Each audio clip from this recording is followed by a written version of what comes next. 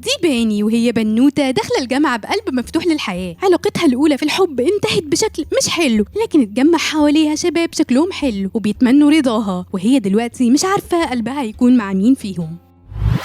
باني بتتخض ومش بتاخد الموضوع بجدية، وبتقول أكيد كان قاصد حاجة تانية لأنه سكران. بس لما بتروح بيتها بتحلم حلم غريب، بتحلم إنها في فرحها عليه، بس الشرطة فجأة بتدخل عشان تقبض عليها بتهمة جنون العظمة وهو بيستهزأ بيها. فلما بتصحى بتبدأ تشك في نواياه. رغم كده تاني يوم جيول بيأكد لها إنه كلامه كان حقيقي ومش هزار. باني بتتفاجئ بس بيبقى عليهم محاضرة ولازم يمشوا. في المحاضرة بتقعد تفكر في كلامه وبتفتكر إنها طريقة جديدة منه عشان يتنمر عليها، فقررت إنها تتجنبه عشان ما بتبقاش عارفة تتعامل معاه إزاي. في محاضرة تانية الدكتورة قالت للطلبة إن مفيش امتحان نص سنة وهيعملوا بداله مشروع تقييمي مهم هيأثر على تقييمهم النهائي، وقالت لهم يشتغلوا لوحدهم لأن اللي هيكسب أفضل قطعة فنية في السنة شخص واحد بس. بيني راحت بعديها عشان تذاكر في المكتبة، بس كانت زحمة قوي لحد ما لقت كرسي فاضي جنب جيول. قعدوا جنب بعض رغم إنها ما كانتش عاوزة، بس هو أصر. بس كان في توتر، كل واحد مش بيبقى عارف يكلم التاني يقول إيه. باني استغربت من التغيير اللي حاصل في تصرفات جيول. كان زمان بيكلمها بأسلوب مش كويس ودلوقتي بقى محترم. فجأة الكهرباء قطعت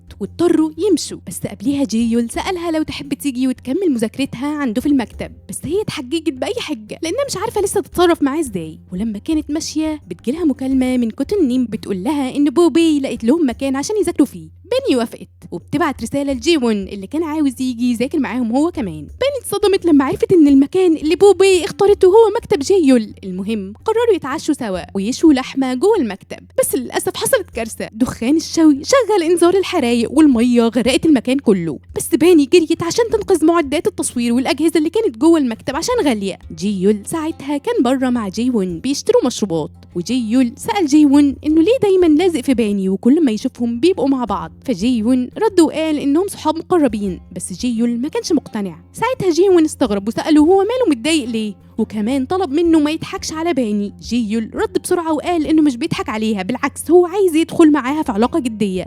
وأول لما سمعوا الجرس جريوا بسرعة على المكتب. جيول جري على باني لما لقاها لسه جوه وسحبها لبره واطمن عليها. كل اللي شافوهم حسوا قد إيه إن جيول مهتم بباني. بوبي وكوتن نيم بعديها قالوا لباني إنه واضح عليه الحب، بس باني ما كانتش مصدقة ومش مستوعبة. بالليل باني مش بتبقى قادرة تنام من كتر الأحداث اللي حصلت النهاردة. في وسط أفكارها جيول اتصل بيها عشان يطمن عليها وعرف إنها تعبانة وجالها برد، ففضل يوصيها عشان تهتم بنفسها.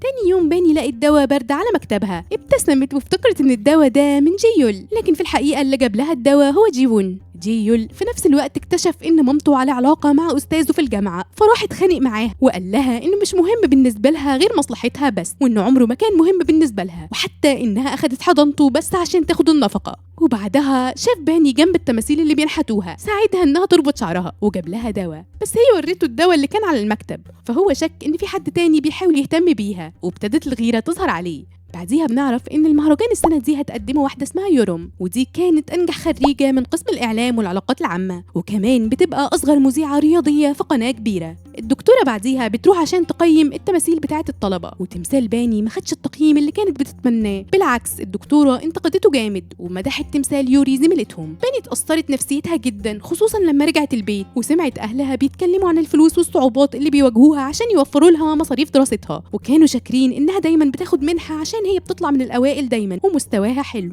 جيون اللي دايما بيدعمها حس بزعلها من ساعة ما الدكتورة قيمت تمثالها وخدها يتمشوا على نهر الهان، وكان الجو جميل جدا والمنظر مريح. هناك باني شكرته ان قدر يطلعها من همها شوية، وحكت له انها كانت قلقانة بعد كلام الدكتور معاها، وكانت خايفة تخسر المنحة بتاعتها الترم الجاي، خصوصا ان اهلها تعبوا كتير عشان يدخلوها كلية فنون. جيون حاول يهديها وقال لها ان لسه قدامها وقت ومش لازم تقلق، وكمان وعدها انه هيقف جنبها ويساعدها. ولما جيون رجع باني البيت باباها شافهم وسألها مين الشاب الشيك الحلو ده. باني بسرعة ردت انه زميلها في الكلية ومش حاببها، وطلبت من باباها ما يحطش الموضوع في دماغه، بس باباها ضحك وقال لها انه لو كان حاببها فهو موافق، ولو مش كده اكيد هي معجبة بحد تاني. اليوم اللي بعده باني قابلت جيول وكانت مبسوطة لما شافته. الجو كان حلو جدا، وده خلى جيول يطلب منها تهرب من المحاضرات ويخرجوا سوا، بس بعدها على طول جيون جه وانضم ليهم، وبان كأن الاتنين بيتنافسوا على قلب باني.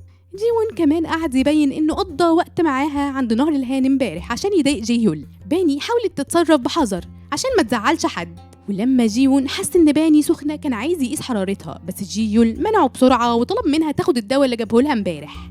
بعدها تظهر وسطهم الطالبة المشهورة يورم. كل الطلاب بيبقوا معجبين بجمالها. يورم قربت من المجموعة بتاعت باني وسلمت بسرعة على جيول اللي كان باين عليه انه متضايق من وجودها، وسألت وقتها جيول عن حالته الفترة دي وعرضت عليه يتكلموا مع بعض لوحدهم، بس هو كان ساكت ومتضايق منها. وبعدين راحوا قعدوا في كافيتيريا الجامعة، واتضح انهم كانوا مرتبطين من سنتين وافترقوا. رغم السنين اللي عدت كان واضح ان جيول لسه مجروح ومش عايز يقرب منها. في الناحية التانية باني واصحابها عرفوا ان جيول ويورم كانوا كابل زمان واتصدموا. بوبي كانت قلقانة على شعور باني وخايفة الموضوع يضايقها، بس طمنتها ان جيول مش مرتبط بيها دلوقتي ولسه قدامها فرصة معاه. في نفس الوقت صاحب جيول قال لجيول ان يورم نشرت صورة قديمة ليهم مع بعض على موقع الجامعة. جيول اتوتر وخاف ان باني تشوف الصورة ومشاعرها تتأثر وتغير تفكيرها فيه، فراح جري عليها. باني وقتها كانت ماشية للمحاضرة وهي بتتفرج على الصورة وكان باين عليها القلق. فجأة جيول ظهر وراها وسلم عليها. ساعتها افتكرت باني اللحظة اللي شافت فيها جيول مع يورم، وفكرت ان واحد زي جيول اكيد بيحب حد تاني غيرها وانها ممكن تكون فهمت مشاعره غلط. باني حست انها استعجلت وممكن شكلها يبقى غبي تاني قدامه، خصوصا بعد ما شافها مرتين وهي بتنفصل، فمشيت بسرعه بعيد عنه. ولما دخلت المحاضره ما كانتش مركزه خالص وجرحت صباعها بالغلط، بس جيون اللي كان قاعد جنبها ساعدها. باني قررت ترتاح شويه بسبب الاصابه، وجيون عرض عليها ياكلوا مع بعض ومعاهم اخته اللي كانت جايه عشان تزوره. راحوا على كافيه سوا، واخت جيون ما كانتش عارفه تاكل الكيكه بشكل راقي، فباني علمتها ازاي تاكل من غير ما تبهدل نفسها، والجو كان لطيف جدا بينهم. لما خلصوا رجعوا جيون ادى باني كيس جواه كيك هديه، وفي نفس الوقت هيون صورتهم مع بعض. ولما جيون ركب العربيه كان بيبتسم وهو فرحان، وده خلى اخته تشك ان اخوها معجب بباني. تاني يوم باني كانت بتدور على شغلانه عشان تدفع المصاريف بتاعه ادوات النحت، فبوبي كان عندها شغل ليها واقترحت عليها تشتغل معاها ككومبارس في مسلسل. بعديها جيول شاف باني وجيون وهم ماشيين مع بعض وحس بالغيرة، ولما كورة سلة كانت هتخبط باني جيول بسرعة جري عليها وأنقذها، واتريق على جيون لأنه مش سريع في رد فعله. بيظهر بعديها الشخص اللي حدف الكرة وبيعتذر، وبيطلع إن شكله عارف باني وبيقول إنها ما اتغيرتش. في البيت أهل باني كانوا بيتفرجوا على لقاء رياضي كانت مامتها فيه ضيفة، وساعتها أم باني مدحت المذيعة يورم لباباها، وده خلى باني يزيد فضولها تجاهها. اليوم اللي بعده باني راحت على الشغل وبوبي ما ظهرتش هناك، بس اللي ظهر فجأة كان جيول وقال إنه هيشتغل معاها بدل بوبي عشان جالها حالة طارئة، وكان واضح انه فرحان عشان هيكون قريب منها، وهي كانت مصدومه. اثناء تصوير المشاهد جيول سأل باني لو شافت الصور اللي انتشرت عنه مع يورم. هي ردت وقالت له انهم مش قريبين لدرجه انهم يتكلموا عن حاجات شخصيه زي دي. ساعتها جيول وضح لها انه هو ويورم سابوا بعض من زمان ومفيش حاجه بينهم دلوقتي، وانه مهتم بيها هي. في نفس ذات اللحظه حصلت مشكله كبيره خضت المخرج. لوحه مرسومه لشخصيه البطله الرئيسيه اتشوهت بسبب المطر. ساعتها باني عرضت انها تصلح الرسمه وقدرت فعلا تظبطها وترجعها زي الاول، وده خلى الكل ينبهر بموهبتها في الرسم. وقتها عرفوا انها طالبه بتدرس نحت، وواحده من الموجودين ادتها كارت وقالت لها ان لو احتاجت شغل في المستقبل ممكن تتواصل معاها لان عندها موهبه مش بس في الرسم كمان في التمثيل. بالليل باني قابلت صاحبتها واللي حكوا مع بعض عن جيول ويورم. كوتو نيم قالت انهم كانوا كابل جامد جدا ايام الجامعه، ولو لسه بيتواصلوا مع بعض فاكيد انهم ممكن يرجعوا لبعض. بوبي وقتها نصحت باني انها لو عايزه تدخل في علاقه مع جيول لازم تثق فيه من البدايه، ولو في حاجه مضايقاها لازم تتكلم من الاول وما تسكتش. تاني يوم في الجامعه باني قابلت جيول اللي عرض عليها يخرجوا ياكلوا باستا مع بعض بعد المحاضرات. باني حست انها عايزه تثق فيه فوافقت تروح تاكل معاه. في الناحيه التانيه دونغها قابل جيول وكان شايل شويه حاجات مفقوده من الجامعه ومن ضمنها محفظه جيون، وطلب من جيول يرجعها له. باني وجيون كانوا لسه قاعدين يشتغلوا على التماثيل بتاعتهم، وجيول كان متضايق انهم دايما بيشتغلوا مع بعض. وقت ما وصل نصح باني انها ما تتعبش نفسها زياده عن اللزوم وتروح على طول لان الدنيا ليلت، وبعدها طلب من جيون انهم يتكلموا على انفراد.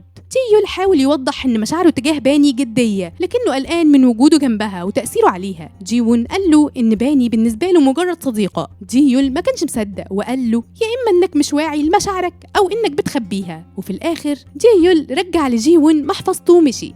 جيون بعد ما خلصوا نحت أخد باني ورجعها لبيتها، ولما فتح محفظته اللي كانت ضايعة لاحظ إن فيها صورة ليه مع باني أخته حطتها له من غير ما يعرف، ووقتها فهم إن ممكن جيول يكون شاف الصورة، وده اللي خلاه قلقان إنه يأثر على علاقته بباني. الصبح باني كانت قاعدة بتفكر لو النهاردة فعلا ممكن يبقى بداية علاقة ما بينهم، وبعتت لجيول رسالة تأكد إنهم هيتقابلوا الساعة 7 بالليل عشان الباستا. في الناحية التانية جيول كان مع أصحابه وقابل يورم في الجامعة، كانت جاية تحضر الاجتماع التحضيري للمهرجان وتقابل الدكاترة. وقتها يورم حاولت تعزم جيول على العشاء بعد الاجتماع. جيول سكت ومشي من غير ما يرد، ومن بعيد باني شافتهم وهم مع بعض تاني. جيول وهو في المحاضرة افتكر لما يورم طلبت تبعد عنه فترة وقالت له إنها مش عايزة تبقى معاه دلوقتي. هو ساعتها حس إن كلامها ملوش أي معنى لأن علاقتهم كانت كويسة. يورم كانت شايفة إن جيول تقيل عليها وإنها بتحس نفسها ضعيفة وهي معاه. بعد ما قالت الكلام ده جيول اكتشف من صاحبه إن يورم سافرت عشان تبقى طالبة تبادل بره البلد. في الناحية التانية باني كانت مع جيون وقالت له إنها تقابل جيول الساعة 7، وجيون عرض يوصلها لأنه رايح في نفس الاتجاه. بعد المحاضرات يورم وقفت جيول ومسكت إيده وطلبت منه يتعشوا سوا، لكن جيول قال لها إنه هيخرج مع حد تاني وصدها. يورم كانت بتتمنى يكون هيخرج مع واحد صاحبه مش مع حبيبة، لكنها حست إن جيول لسه غضبان منها ومش ناسي اللي عملته فيه لما سابته فجأة، فحاولت تبرر له وقالت له إنها ما كانتش بتنفصل عنه لكنها كانت بس عايزة راحة وترجع له تاني. بس جيول خلاص ما بقاش يثق فيها وشايفها إنها لسه أنانية زي ما هي. في الوقت ده باني كانت مستنياه عند المكان وشافتهم. في اللحظة دي يورم فهمت إن جيول خلاص مش بيحبها وإنه بقى عاوز يبدأ من جديد مع حد تاني. باني حست بالارتباك وقررت تمشي وتسيبهم، لكنها اتفاجئت بجيول وهو بيسيب يورم وبيجري عليها وقرب لها. وبكده بيخلص الجزء الثالث. ما تنسوش تعملوا لايك وشير وسبسكرايب وتفعلوا الجرس، ويا ريت ما تنسوش الشير الكتير عشان تدعموني، وشكرا، سلام.